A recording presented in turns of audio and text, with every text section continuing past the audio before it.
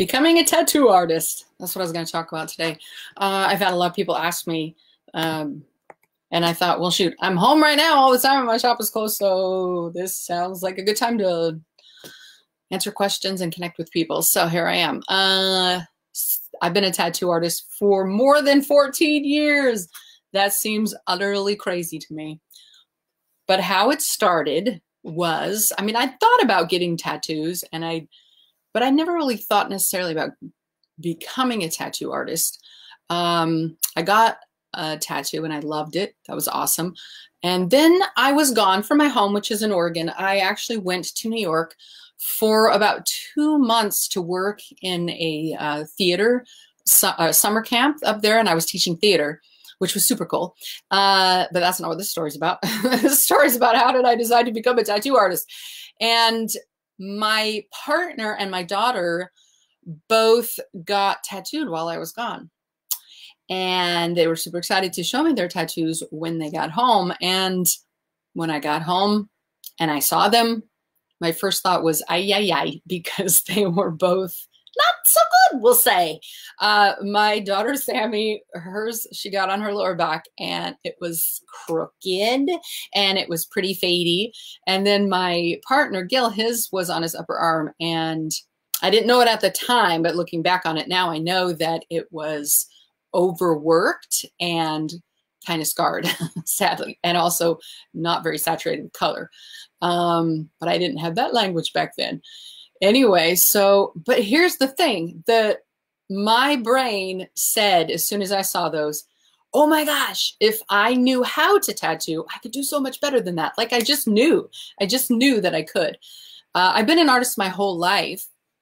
I've always been able to just see something and recreate it typically pretty easily. Sometimes I used to check a book out of the library. Okay, yeah, before the days of Google, the all-knowing oracle, I would check a book out of the library and I would usually be able to just recreate it. I mean, I've done stuff. I've been painting and drawing and doing ceramics and pottery and sculpting and mosaic tile, all pretty easily. But I'll tell you what, this prospect was definitely hairy scary. So I looked into it and I did what I tell most people absolutely not to do now. And that is I got a tattoo machine and ink off of Amazon. And I started practicing on fruits and vegetables like banana and a squash and grapefruits and stuff like that. And then I practiced on my partner and oy vey, those lines were terrible. And boy, that's when I really realized, wow, this is a steep learning curve. And it wasn't something that old Shelly Dax could just whip out like I could pretty much with any other crafty thing that I've worked on all my life. Anyway, so I looked up, how do you become a tattoo artist? And in the state of Oregon, which is where I live, it's actually, you have to go to tattoo school. So it's much stricter than certain other states where even to this day, they still have what's called an apprenticeship. But here they started tattoo schools maybe like, I want to say 16 or 17, 18 years ago. And so I decided to go to tattoo school. Now it was way more expensive than I thought, that I knew at the time. And I was actually in school at the University of Oregon, and I was studying theater, and I was actually taking some writing and art classes at the time, but I was on track to become an arts administrator, which is what everybody thought I'd be so good at because I'm organized and I'm a good director and that kind of thing. So most of my friends and other people were quite like shocked and disturbed that I said, I better go to tattoo school. It was just, wow, crazy time.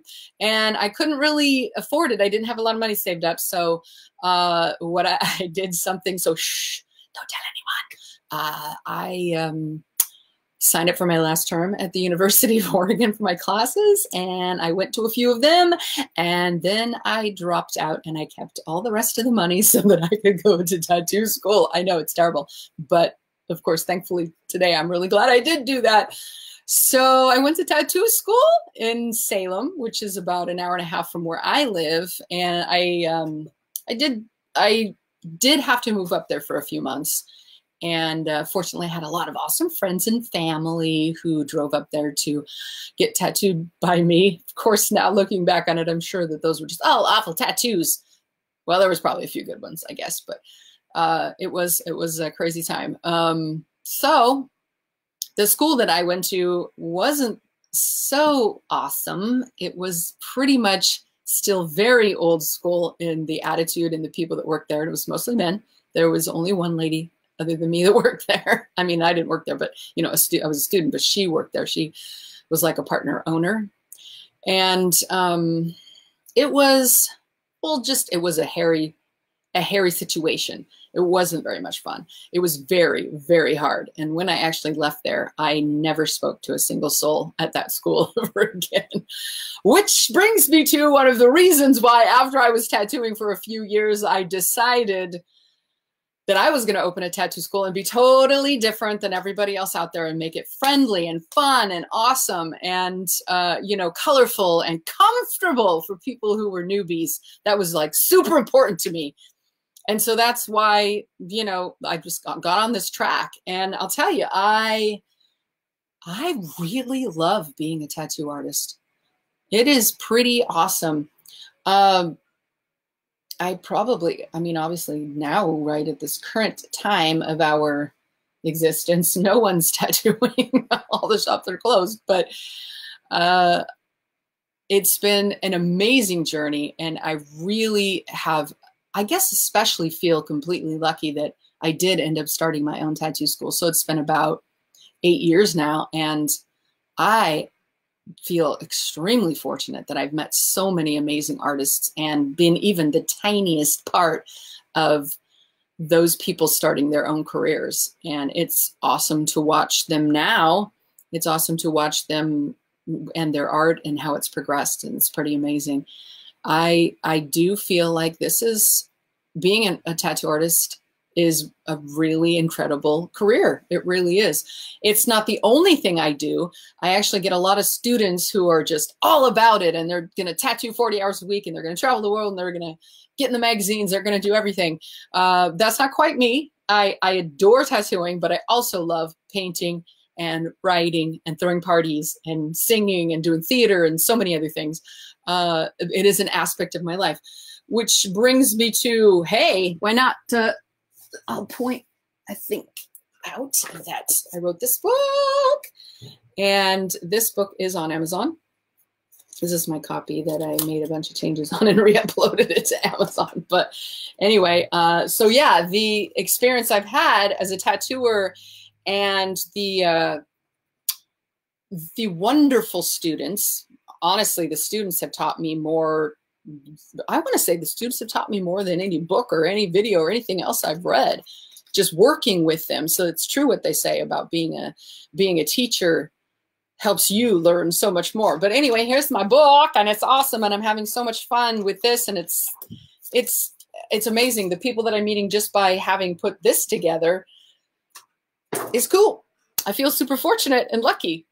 Anyway, thanks. If you have any questions about being a tattoo artist or anything else about me and being an entrepreneur, being a fierce Pollyanna, I would love, just pop them in the comments. That's cool. And I'll try to answer them when I have some time. Appreciate it. You guys have a super, super day.